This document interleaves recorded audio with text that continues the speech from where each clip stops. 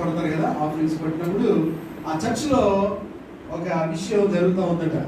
అందరూ కానుకలు వేస్తారు, కానీ చర్చిలో ఎవరో కానుకలతో పాటు ఒక నోట్ వేస్తున్నారట.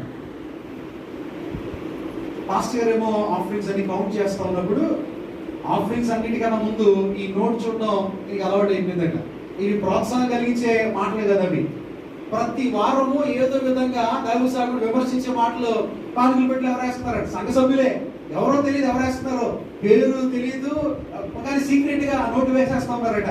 ఒక వారంలో రాయబడుతూ ఉంది, నీకు ఎందుకు అంత అహంకారం రాయబడ్డదట.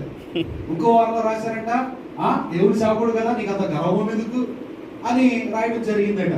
ఏదో ఒకవేళ పోనీ ఏదైనా ఒక్క రోజు మంచి షర్ట్ వేసుకుని వస్తే చాలు, నువ్వు పెద్ద హీరో అనుకుంటున్నావా, అంత స్టైల్ చేయాలా. ఇక ప్రతి వారం కూడా ఆ మందిరంలో ఎవరో తెలీదు ఒక నోట్ మాత్రం వేస్తూ ఉన్నారు, అందులో కామెంట్ చేస్తూ ఉన్నారు, క్రిటిసైజ్ చేస్తూ ఉన్నారు. ప్రారంభంలో ఆ దైవ సేవకుడు ఆ మాటలు చూసినట్టు చాలా బాధపడేవాడు.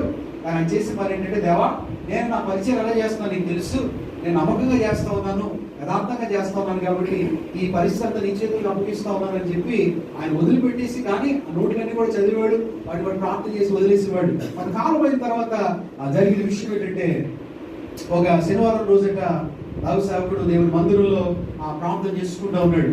అయితే ఆ శనివారం రోజు ఎందుకు చేతనో ఈ నోటు రాసి ఆయన అదే విధంగా వెళ్తా ఉంటే దేవుడు ఎందుకు ప్రేరేపించాడు ఒకసారి మందిరం దగ్గరికి వెళ్ళమని.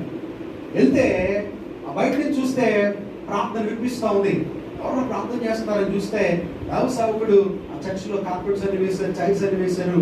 దైవ సేవకుడు ప్రతి చైర్ దగ్గరికి వెళ్ళి ప్రార్థన చేస్తూ ఉన్నాడట.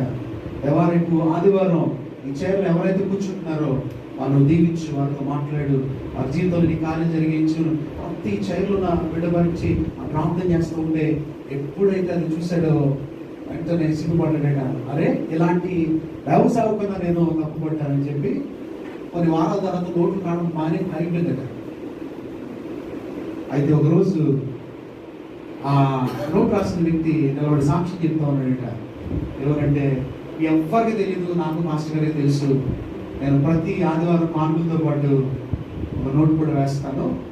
ఎందుకంటే వయసులో చిన్నవాడు కాబట్టి ఏదో విధంగా ఆయన మాటలు నేను అంగీకరించలేక నేను ఆ విధంగా చేసేవాడిని. కానీ దైవ సేవకులు ఎంత ఆత్మీయులు, ఎంత ప్రార్థన పరులో దేవుడు నాకు చూపించాడు. సిగ్గుతో నేను తలవంచుకుంటున్నాను, ఆ తప్పు నేను ఒప్పుకుంటున్నాను, దయచేసి సేవకులు సంఘం నన్ను క్షమించాలని చెప్పి ఆ రోజు నుంచి దైవ సేవకులకు నెంబర్ 1 పరిచారకుడిగా మారిపోయాడు. ఈ మాటలు ఎందుకు చెప్తున్నాను